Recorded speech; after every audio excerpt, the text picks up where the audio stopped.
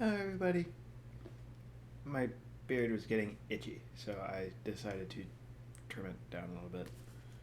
Which is funny, because now I have even less hair. So, anyway. Excuse me. Chapter 7. Once there had been an instructor, Garrig, who was determined that the young squire Huma would fail the preparations for knighthood. Garrig was a beast of a man who more resembled a bear in face and form. Some wondered that he was a knight at all, brutal as he could be. As a matter of fact, Garrig intended to wear Huma down inside of a month. Huma had stayed, though. Stayed, learned, and excelled, though Garrig frightened him immensely. Lord Oswald, the High Warrior, had encouraged him. Like Renard, Lord Oswald had seen something in Huma that he was determined to cultivate despite the boy's dubious bloodline. At last, the squire stood up to the overwhelming instructor and defeated him soundly in what could only be loosely called a mock combat. That was a victory as much over fear as over Garrick. Now, Huma was afraid again as he stepped into the presence of the man who had helped him overcome that earlier hurdle. The High Warrior was dressed and fully awake. Huma marveled, as did many others, that the elder knight never seemed to rest. The commander of the military expedition sat on a plain wooden stool that contrasted sharply with his elaborate uniform. His helmet lay on the table beside him, and more than a dozen charts lay scattered on the same table.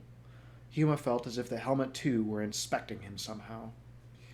Only two other knights were in the room. One was a shorter, round man whose very appearance belied the strength and intelligence within. Very little hair graced his head, save for a small goatee with a few wisps in the back. Save for a very small goatee and a few wisps in the back. Arak Hawkeye was not a man of much humor. His latter name had come from his precision as a bowman. Even the nomadic tribes of the southern regions knew of Hawkeye. He could outride and outshoot any of them. It was his personal goal to teach a band of knights to ride and shoot as much in the manner of the plainsmen. He wore crests representing the Order of the Crown, of which he was ranking commander for this campaign. Between them, and only barely noticing the young knight, stood Bennett, son of the Grand Master, nephew of the High Warrior, and the representative of the Order of the Sword. Bennett's presence here unnerved Huma the most. The personification of knighthood, Bennett could recite every line of every volume of the bylaws put down by Venus Solemnis so long ago. He lived by them, which was why Huma had been able to remain in the order so far. Despite his influence, Bennett would do nothing that went strictly against the oath or the measure.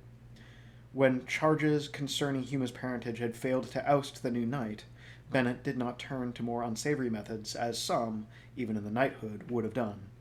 Instead, the Grand Master's son treated him as a necessary evil to be ignored whenever possible.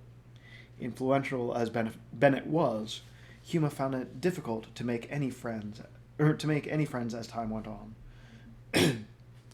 Bennett was much like his father and his uncle's appearance, though he was definitely more like the former. Those who had known Lord Trake in his younger days swore that there was no difference between sire and offspring. Both had the same hawkish features, the look of a bird of prey. The house of Baxtry was of the oldest royal blood. The same features could be found on many of the nobles of the Empire of Ergoth.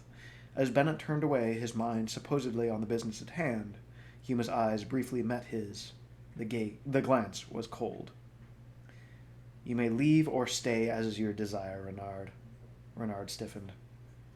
"I will stay, if it pleases the High Warrior." It did not please Bennett, that was obvious. Trake's son hated Renard almost as much as he hated Huma, but for different reasons.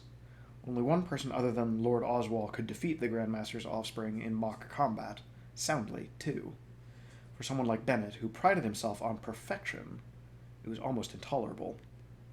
These two rivals stared openly at one another now, Renard with as much regard as he would give a blade of grass. Lord Oswald turned to Huma. "Normally, Lord Arak would take your report, but, seeing as we are dealing with situations that change from one minute to the next, I would like us all to hear it immediately. Both Arak and Bennett have agreed to this." Bennett glanced at his uncle and then away again. "If you would begin, then?" My lord." Huma cleared the lump from his throat. After the first few words, his uneasiness fell away, and he poured out the details of the attack in crisp, precise sentences. The three commanders listened carefully. Huma did not omit the presence of Magius, though he did leave out most of their conversation. When he was done, he stood there silently, his eyes staring straight ahead at nothing, his body at full attention. The Lord Knights turned to one another and discussed some of these points. They whispered, preventing Huma from knowing what had caught their attention. Lord Hawkeye stepped away from the other two and turned to Renard. "Knight Renard, have you anything to add?" "Only that I have men searching the woods for any sign of infestation, and I have appointed a new captain of the guard in Huma's absence." The urge to react was nearly overwhelming, but Huma's training enabled him to resist. Renard had stood by him. "I see," said Lord Oswald. "That will be all, then. Knight Huma, it is my recommendation to Lord Arak Hawkeye that you be allowed a second chance. It is obvious that you were pitted against magic of exceptional magnitude, and that your leaving the camp without giving warning was due to this." Bennett's stare was deathly, but Huma was too relieved to care. Thank you, my lords." The High Warrior waved a hand. "You two are dismissed." Lord Hawkeye added, "Knights Huma and Renard, you are both relieved from duty for the night. Get some rest." Renard merely nodded, as if he had known all along how the meeting would turn out. They left as the three commanders turned to one another. Bennett's voice was rising in anger. He apparently felt that the measure demanded far greater punishment for what was, to him, an obvious act of deadly thoughtlessness. Both Huma and Renard, however, were out of hearing range before any reply was made. "That went well," Renard added casually. Huma could not look at him. "Thank you, Renard." "For what? That? Someone must save you from yourself. Besides, I would not give Bennett the satisfaction, not even for the oath, nor the measure." His words left Huma hanging. Renard lived by a code of his own, it seemed. They walked in silence the rest of the way. A great bronze tower loomed before Huma. It hung on the edge of nothingness, and that nothingness was known as the Abyss. The tower, though metal, was crumbling from great age. Huma felt himself drawn unwillingly towards the single gate of that tower. Things that should have been dead offered to lead the way. Lepers gave lipless smiles. A plague victim, once a woman, reached out to take his hand. With a convulsion of horror, he saw that it was his mother. Huma cringed, and she vanished. The mold-enshrouded gate descended for him. From within, a hand beckoned him forward. A tall figure awaited, dressed in tattered clothes with a rusting crown upon his head. There was no face beneath that crown, only two red orbs in a sea of infinity. And behind him, the gate closed silently. Huma awoke, sweating. The camp had not risen yet, although the knights would be stirring soon. Huma was thankful for that. After the dream, he had no great desire to return to his slumbers. Such vivid dreams had never plagued him before. There were those who said such dreams held significance, although what this one meant was beyond Huma. Not that he did not recognize the bronze tower and the evil that dwelled within it.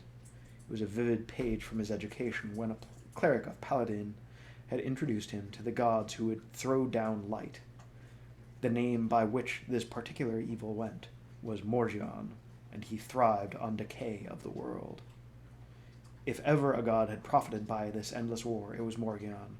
Decay was everywhere, even in those cities untouched by the war itself, and if not physical decay, moral decay, as in the jaded city of the Argothian emperor himself, a man who, it was rumored, was so pampered he did not even know that there was a war on. If decay was rampant, disease had become a natural way of life. Huma hugged himself at the memory of his mother. Her death by plague had changed everything. Alone, he heard the calling of his father, the man that he had never known, but who controlled his very existence. The price, though.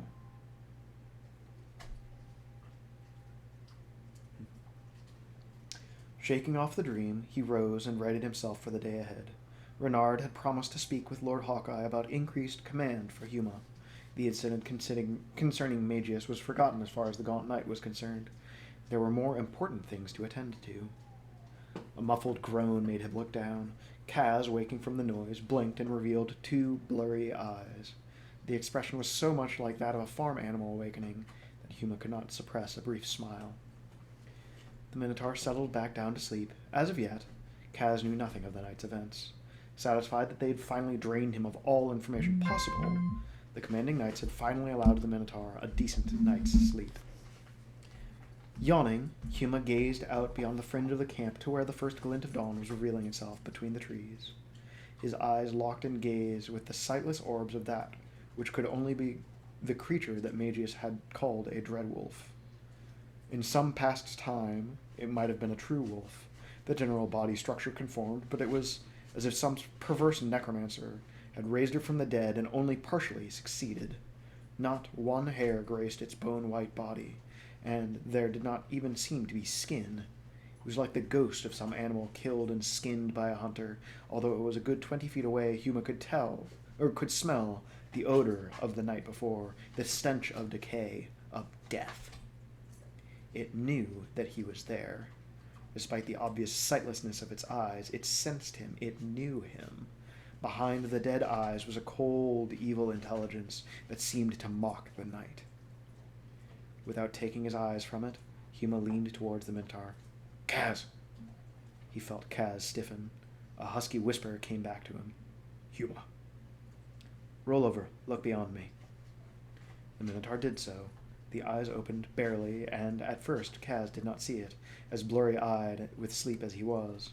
Only when he dared open them farther did Kaz notice the horrid creature. The stench filled the Minotaur's nose. "By my ancestors," Kaz hissed. "A dreadwolf, Huma." "I know." The Minotaur knew of them then. What was the wolf creature doing here, the knight wondered. Magius had said that they would leave when they discovered him gone. Why was the foul creature still here, and daring the dawn as well? How had it made its way past the sentries? The dreadwolf continued to stare at Huma with its dead eyes. It was here for him. There was no doubt about it. It was, he realized, a messenger of some sort. "I must go closer." Kaz rose quickly, his axe in hand. The creature, though, scarcely glanced at Huma's unusual companion. It seemed to grow more eager as Huma took a couple tentative steps towards it. "Huma, no!" Kaz was speaking loudly now. That no sentry came running disturbed Huma. Was the beast's master so powerful that he could lock an entire camp into its slumber? Huma shrugged off the Minotaur's hand and moved even closer to the dreadwolf. The tail of the abomination wagged back and forth in a lazy motion. It opened its jaws, and Huma could now make out the rotting yellow teeth still sharp enough to tear flesh from his arm. The dreadwolf licked its jaws, and the mouth settled into what Huma feared was a knowing grin.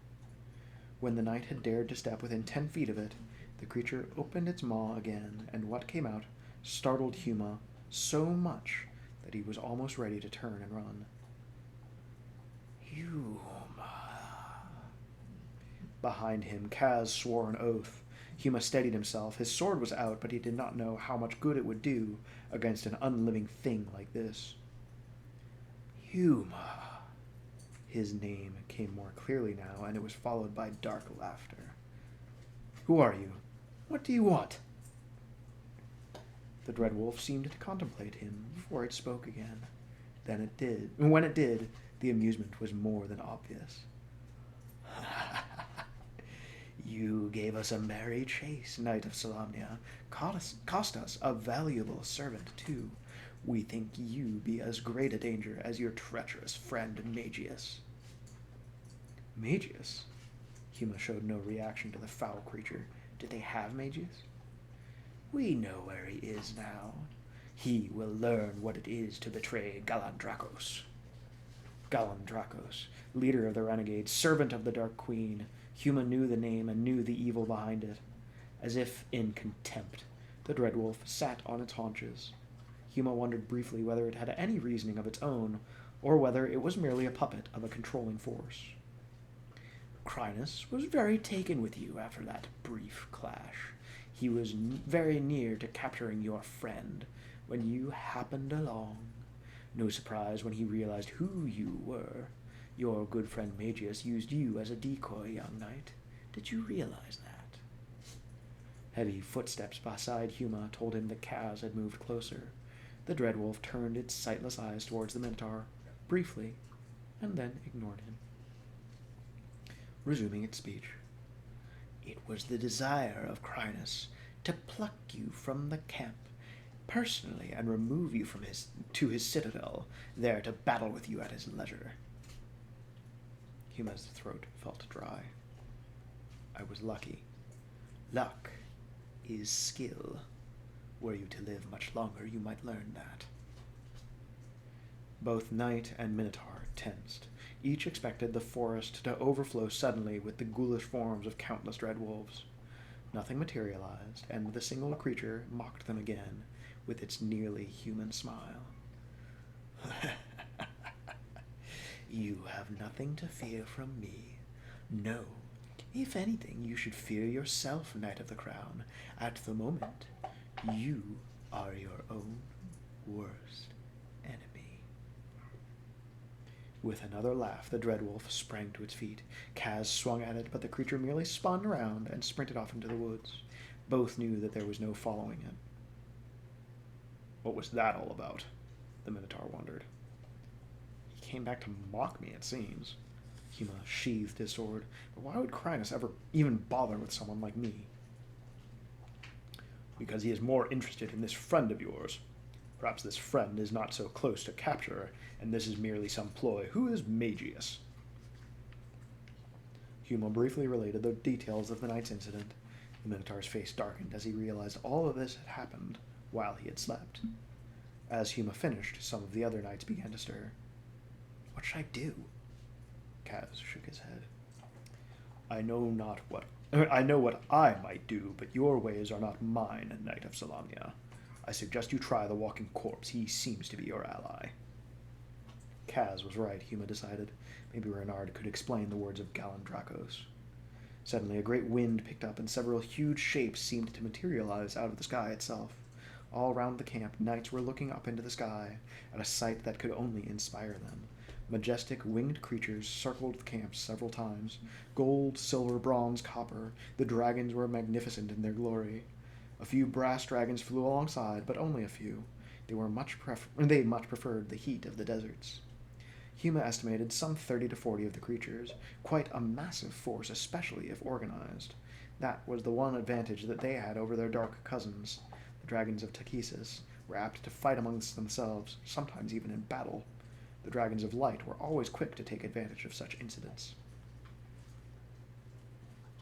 Thank you for a most fragrant fart. I love you dearly, you cardboard-eating weirdo. With the coming of the dragons, Huma momentarily forgot his fears. The presence of dragons always filled him with an almost childlike delight. He began to hurry to where they were landing, ignoring the shouts of Kaz, who had no desire to confront dragons again so soon. Huma was not the only one running. Even the veterans came rushing, for a visit by the dragons often meant news of great importance. When Huma arrived at the place of landing, he saw that the three commanders of the army were already engaged in conversation with an immense dragon of gold. Despite its massiveness, the dragon spoke in quiet, almost scholarly tones. The creature's news must have proved troubling, though, for Huma noted the dark look on Lord Oswald's face. Huma spotted Renard. The knight seemed even more pale than usual and looked surprised when Huma called to him. What news, Renard? The eastern forces are in retreat. The tonelessness of Renard's voice caused Huma to miss the magnitude of the gaunt knight's statement. When the realization did hit, Huma could only stand and gape before finally drawing enough breath to spit out the exact same words that he had just heard. He repeated them once more and shook his head. It's not possible. The knighthood has never suffered such defeats. It has now. They were forced to wait while the commanders and the gold dragon continued their discussion. Kaz stepped up next to Huma, the look on the Minotaur's face indicating that he had also heard the news. The young knight wondered how the mammoth Easterner felt. Still, the Minotaur could not return to the enemy after killing one of its commanders. As if reading his thoughts, Kaz looked down. I have not regretted my act, Huma. I chose to strike down the ogre, and I would do so again. Besides, there is no true home for me among my people now. To them, I would be a coward and a weakling for showing pity to the helpless. Most of the other dragons had landed by this time. Huma noticed one silver dragon that, if possible, seemed familiar. He was about to discard that as a ridiculous notion when the dragon turned its attention and nodded.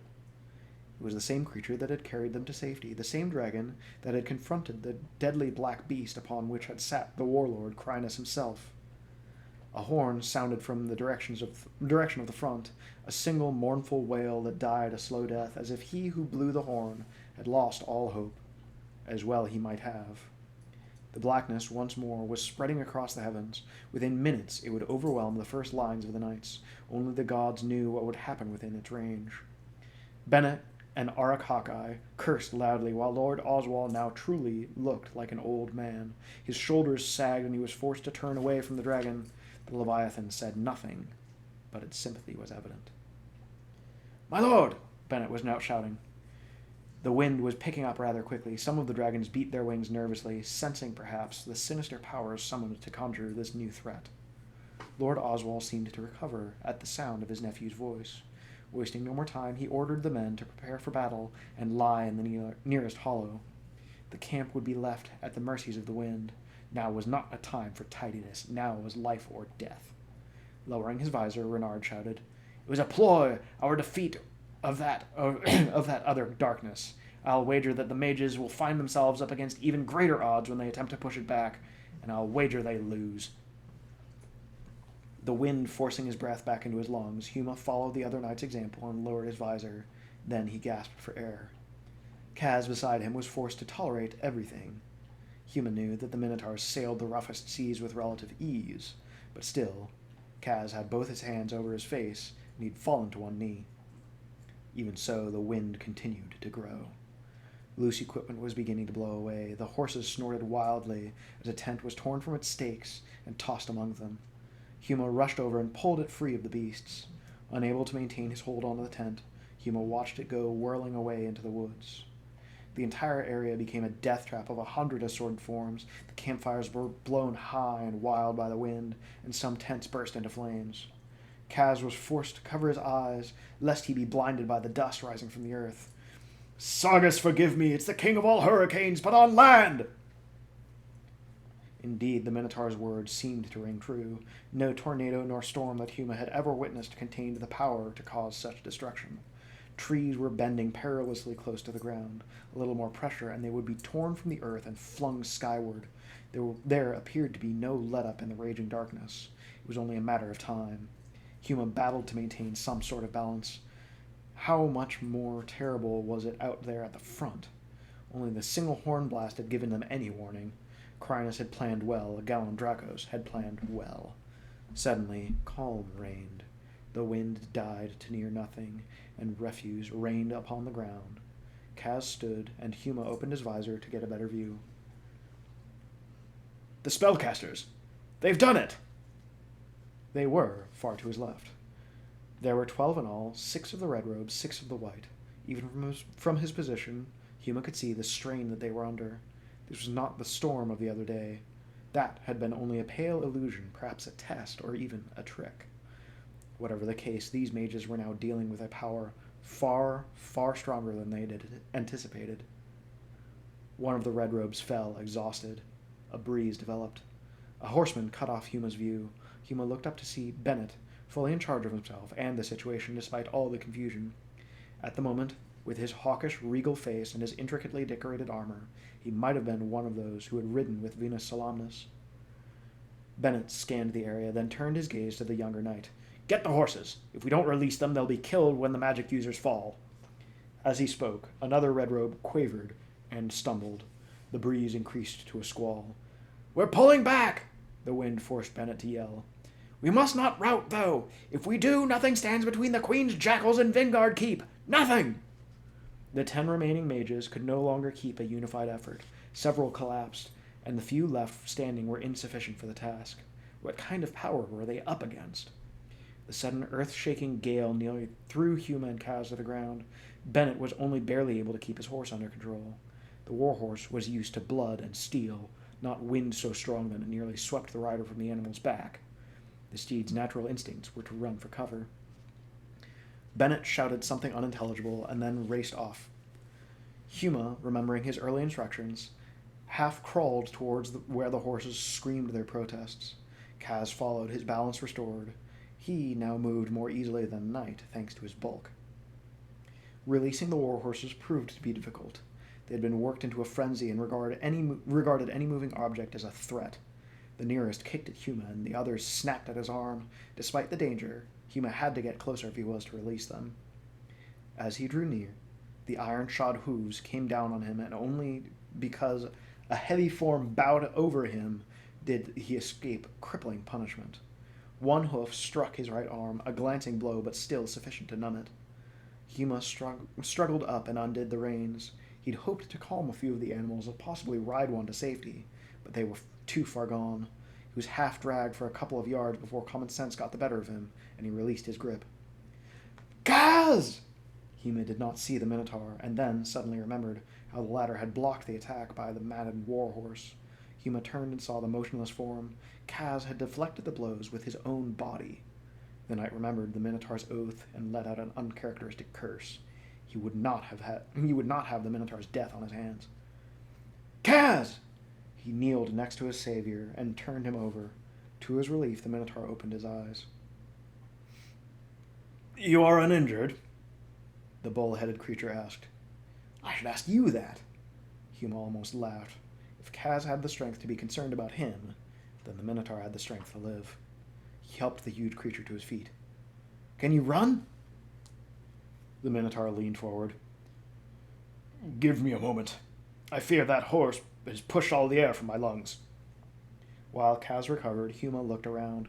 The camp was nearly deserted. A few knights struggled with equipment off to the south, and Huma thought he saw riders to the east. The tent where the clerics of Mishakal had treated the wounded was no longer there. There were no bodies that Huma could see. The mages had bought them enough time to escape, at least. He could only hope that Gwyneth had escaped safely as well. Meanwhile, where were the dragons? Huma had not seen them since the eruption of the storm. The vast wall of chilling darkness was nearly upon the camp now, bringing along the visibility of a moonless night. Huma did not want to know what lurked within that darkness, but he forced himself to look up at it. When he did, he finally noticed the dragons of light. They were organized into what Huma recognized as one of their fighting formations, a sort of double V. Against the coming fury, they looked pitifully tiny. The wind was now joined by pouring rain. Kaz snorted angrily and commented on the smell of wet humans. He was now well enough to move, but slowly but steadily. The torrent made movement tricky. Better slow and steady than risk having one or both of them lose their balance. It might as well have been night. No trace of sunlight remained. Ahead of him, Huma could make out dim shapes. At their present rate, even those would disappear as the power of the Dragon Queen overwhelmed the light. Had the knights lost at last? Huma shuddered at the thought of a world with only darkness, a world that the Queen ruled. Now, the only light was the bolts of fire that burst through the skies. They did not seem part of the storm, and Huma glanced upwards, wondering perhaps if it was the work of dragons. Had they met the enemy at last? He wished, a mad wish, an afterthought, that he could help them in some way. Huma! The hiss startled him until he realized it was Kaz. The Minotaur's voice was hoarse. The Minotaur's voice was cow! He was weaker with injury than he'd led the knight to believe. Huma! A light ahead! It was true. Only a dim glow, like the one of insects of night, but a glow nonetheless. They had already started towards it when Huma recalled the dark sorcerer who had sought to ensnare him. Still, this light did not demand his obedience as the other one had. Rather, it seemed to offer badly needed help. To be on the safe side, Huma drew his sword.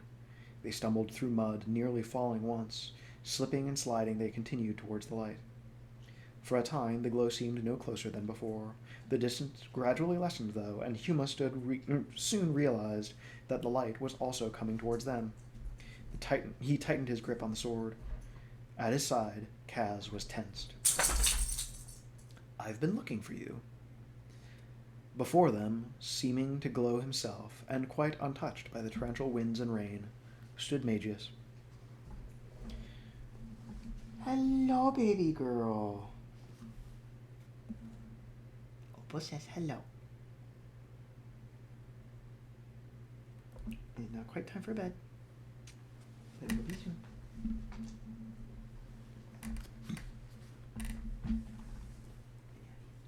Good girl. Very good girl. You're a very good girl. I love you very much. Okay. The star of the story is clearly Opal. I know. Magius' spell of light surrounded them like a tent. Beyond it loomed total darkness. They could hear the raging magical storm, although now they could not feel it.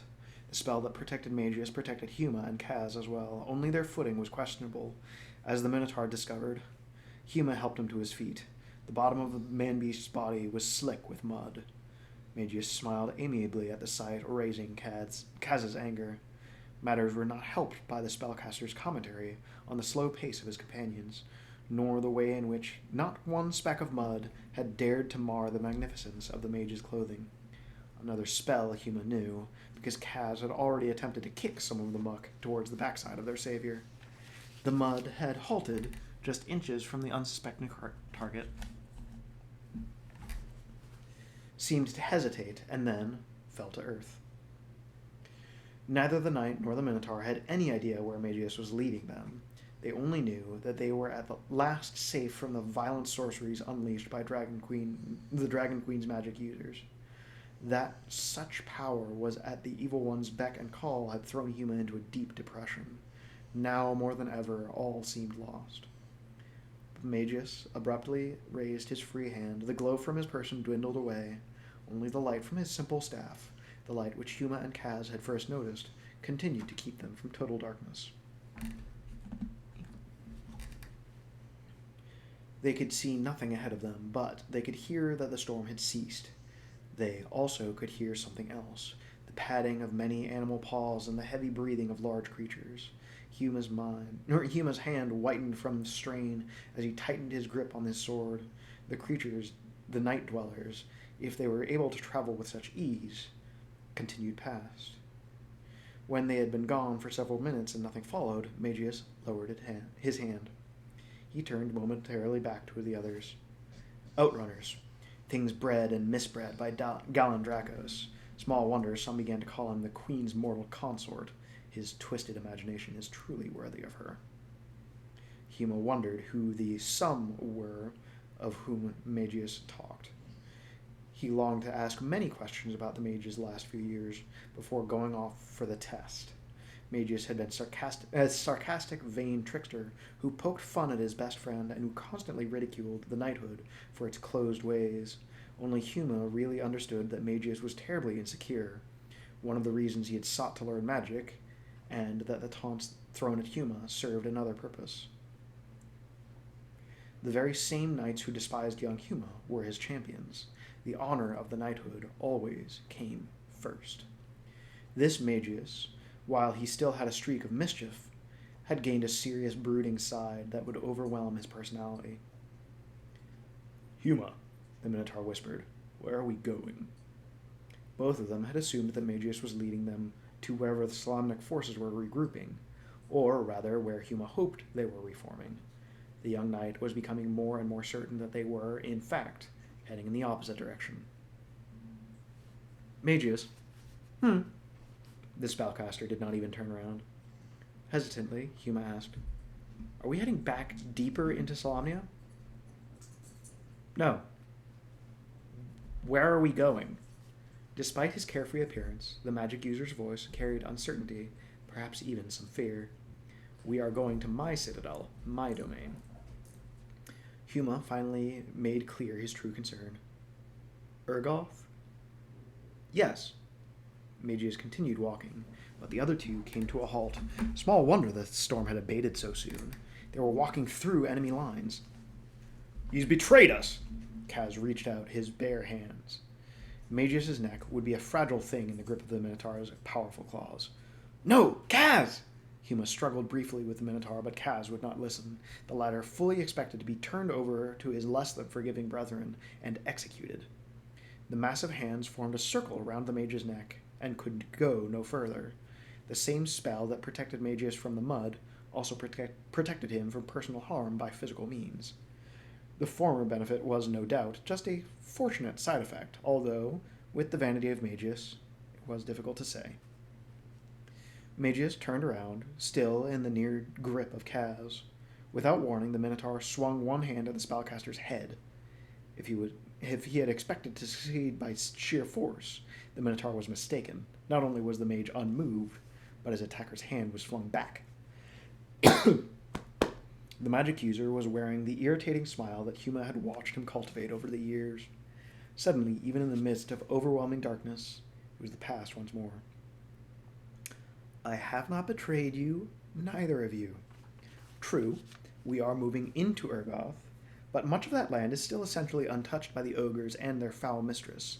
We are, in fact, more likely to be safe here than if we had followed the mad rush by the oh-so-stalwart knighthood. Huma grimaced at the description and felt embarrassment. Though he knew the knighthood had done all it could, Magius failed to mention that the magic users had fled also. The Minotaur refused to be convinced. By Sargas and my ancestors for 20 generations! Magius held the light of the staff in front of Kaz, who backed away for fear of a spell being unleashed. If anyone draws attention to us, it will be you, Minotaur. Call on your dusty kin if you must, but do not call upon that dark god unless you desire his personal attention right now. Sargas, who several seconds before Huma identified the name Sargonas, consort of Takhisis the Dragon Queen, a power unto himself.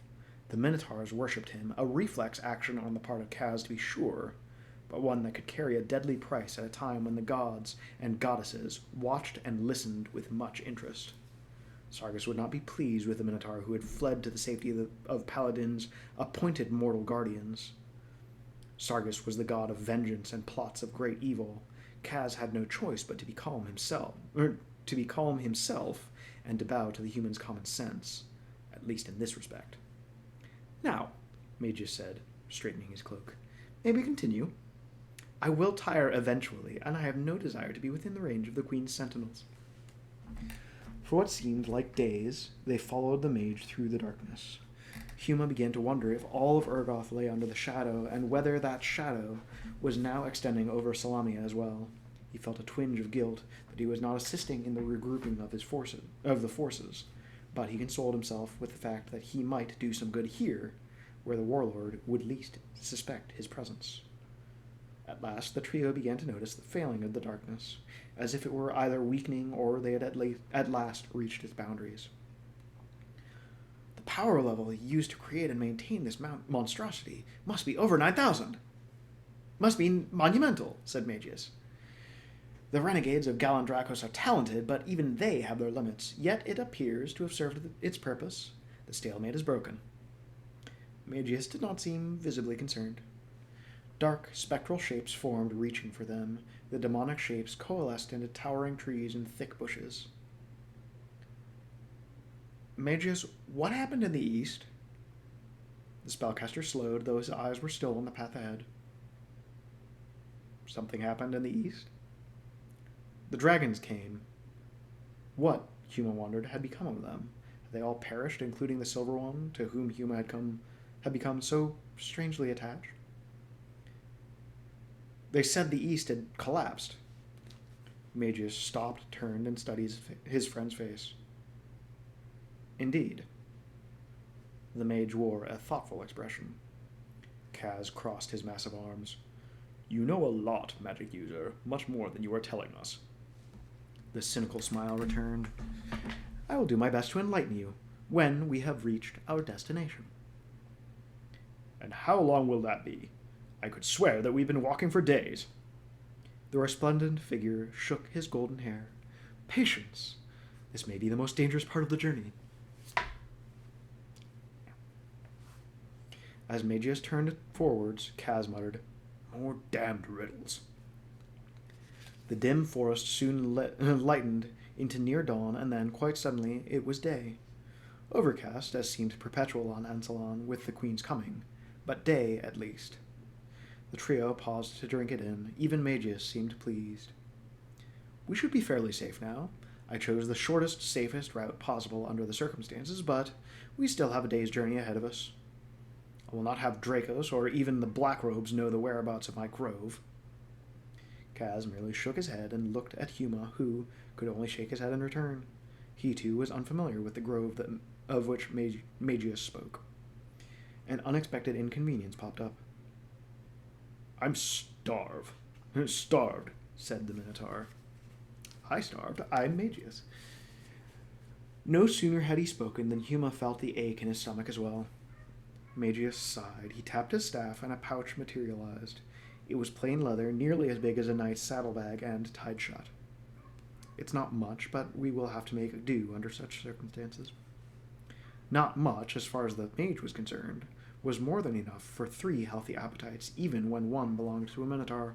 Huma eyed the bag as Magius pulled out fruits, bread, and even a small flask of wine. The contents were more than double the volume of the pouch, and there still appeared to be more inside. What other tricks did his childhood friend have that the mage took for granted? How powerful was Magius, and to whom did he dedicate that power?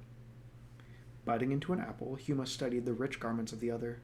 By rights, Magius should have been wearing either white robes of the good or, and much more likely, red robes of neutrality. Instead, Magius wore a blue and gold ensemble that would have been more at home on a courtier in Urgoth. The gold, Huma suspected, was real gold laced into the cloth. The cape was white, but so soft and well-woven that it was either magically created or the work of a fine artisan. Magius also wore hip boots of fine polished leather, and not any ordinary leather either. The knight was at a loss to identify it, but he had seen similar boots before. The Grand Master had a pair much like these. This was not the clothing of a mage, not any mage that Huma had ever heard of. Kaz spoke, breaking Huma's train of thought. God of the sea, I have never savored a wine such as this. The look on the Minotaur's face appeared to amuse Magius. My compliments on your taste. It is a rare treat given to me by the Qualinesti elves. I find it has become my personal favorite. You've been among the Qualinesti? Huma had heard of the elves and of their cousins, the Sylvanesti, but he'd never seen any but half-elves, as Gwyneth appeared to be. The thought of Gwyneth opened up memories and dreams that Huma did not wish to dwell on. He forced the past into the dark recesses of his mind. I have been among them, Magius was saying. I went to feel them out. They remain as stubborn as their kin. Each thinks that they can save the world single-handedly. Their pride is at the expense of mankind. The mood grew rather somber after that. Huma found himself gazing in the direction from which they had come. Not one sign of the oppressive darkness remained. Night came, and, at Magius' suggestion, they camped until morning. When Huma suggested setting up a watch, Magius only scoffed. He assured them that his powers would be sufficient to the task. Despite that, both Huma and the Minotaur were adamant. The mage, disgruntled, finally agreed, providing that he was given the last watch.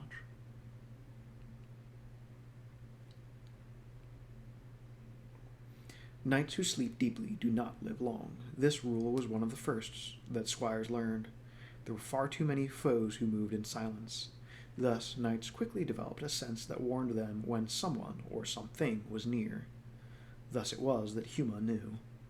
It was the last watch, the one that Magius had requested. Huma, laying on his side, carefully opened his eyes a crack. His narrow view gave him a glimpse of the Minotaur's feet, and the still form of Magius himself, who was most definitely asleep. Whoever it was standing behind him. He knew that now.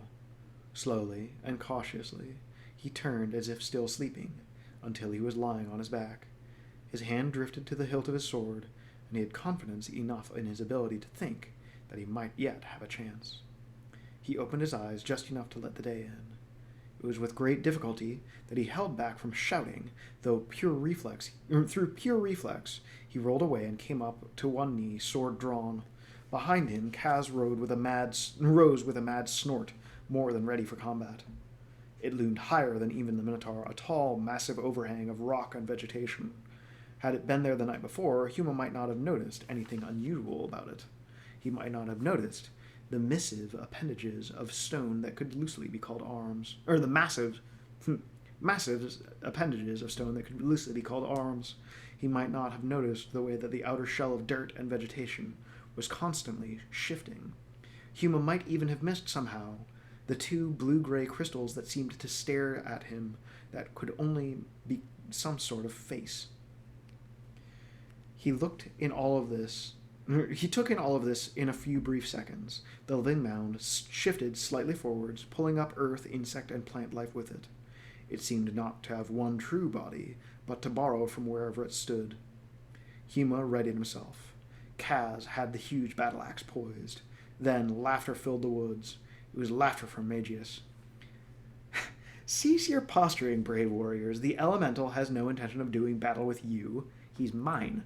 A gatekeeper, you might say. I call him Girl Boss. Kaz whirled on the mage, and the axe tore deeply into the tree where Magius had been standing. The axe missed his head by inches. Magius turned as pale as Renard, and his mouth hung open mid-laugh. The angry warrior was not allowed to savor his revenge, for his footing suddenly became non-existent. A very selective tremor shook the hapless Minotaur. Huma glanced down at his own footing, which was solid as ever, and then back at Kaz. With a roar, the Minotaur lost his grip on the axe and fell backwards. Meanwhile, Magius had recovered from his own shock. He was careful, though, to keep his laughter quiet and less mocking. He shook his head as Kaz tried unsuccessfully to rise. You will never stand on two legs unless I say so, my hot-headed friend. Have I your word that you will cease your attempts to do away with me? As the Minotaur's chin bounced against the hard-packed earth, he grunted in agreement. Magius looked at the elemental. It seemed as if the two crystals turned to meet his gaze, though Huma knew that he might be imagining it. Without warning, the ground beneath Kaz returned to its normal consistency. Kaz hesitated, expecting another trick. Oh, do get up, the spellcaster muttered. You're perfectly safe. Huma relaxed, but he did not return his sword to his sheath. The earthen creature disturbed him. Rising, Magius stepped between Huma and the creature. Like a man training a hound, Magius raised one hand and said, Speak to me. The voice was deep and echoing, but also like listening to a pile of rocks and pebbles being shaken violently in a bucket. The first words were practically unintelligible. It repeated itself. All well. No one enters grove. Citadel welcomes mage's return. The mound fell silent. Magius nodded in satisfaction. To the others, he said, Beyond that dense clump of trees, perhaps 3 to 4 hours' journey is our destination. Kaz clenched his fist, then thought better of it. He'd already seen a little of what that magic user's servant could do. That close, and you made us sleep here? I believe you heard the earth elemental mention the grove, did you not? The mage's face was quite sober. What of it? Only I would dare enter the grove during darkness, and that is because I have spent time mastering it. To have led you two through it would have surely have meant your doom. Huma looked off in the direction his friend had pointed. What's the danger? Can a blade or axe put an end to it? The laughter of the mage held little humor. There are far more deadly threats than mere physical ones. Let us say that it would take a strong mind to come out of here in one piece. A strong mind or a simple one. Take your pick. Riddles, as Kaz would have said, so Huma thought then. He did not trust challenges that could not be met face to face. In many ways, it was another sign of the changes Magius had gone through since their last meeting before the tests. The elemental will guide us and do what it can to protect any of us who fall off the path. May the gods have mercy on he who does, because the grove will not. It took them only half an hour to reach the edge of the grove. In all his days, Huma could not recall seeing such a thick growth of foliage. Trees, grass bushes, and even vines grew within and around and through one another, creating a veritable wall of defense around the domain of Magius. Try as he might, Huma could not fathom its depths. Open paths dotted the grove at various points, but tended to twist aside soon after, making it impossible to guess which was best to take. The earth elemental passed several of these, including a couple which seemed far more inviting than the one the creature finally chose. Kaz eyed the chosen path critically and shook his massive hand. "Look at this." He pointed a clawed hand at the sharp, thorny vines at the entryway. "Why, the path we just passed was clear and well-worn. Surely this is the wrong path." Magius looked at him with open contempt. "The most attractive lures catch the most flies, my friend. You are welcome to try the other path if you'd like. Here, we face a little prick from a plant. There, it could be anything." Shifting uncertainly, Kaz looked from one path to the other. In desperation, he looked to Huma for support. Huma, in turn, looked at Magius. The mage was non-committal. Huma stared at the vine-covered path. "I believe him, Kaz." "Then I will go where you go." "I'm glad it's settled." Magius shook his head in amazement. He lifted his staff and tapped the backside. It looked like a backside anyway, of the elemental. The living mound shifted forwards, the earth before it becoming its form as it moved into the grove. Magius followed without any hesitation. The Minotaur glanced at Huma, then followed the mage. Huma, alone, took a deep breath, held his sword steady, for what he could not say, and stepped onto the path.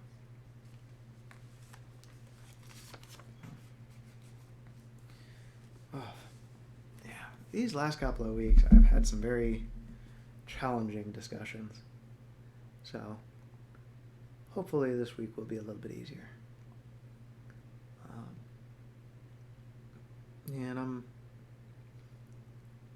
there are things going on that I'm concerned about, but I have to adapt, because that's just the way of things. You can't whine and complain and roll back the clock. You just have to keep going and figure out how to make it work. So, we're going to keep going and try to figure out how to make it work. So, in any case, do your best and get some rest. Get some rest and do your best to become somebody that you can be proud of. And if people can hate without knowing a thing about you, then I can love you for exactly the same reason. So, sleep well and be brave, okay?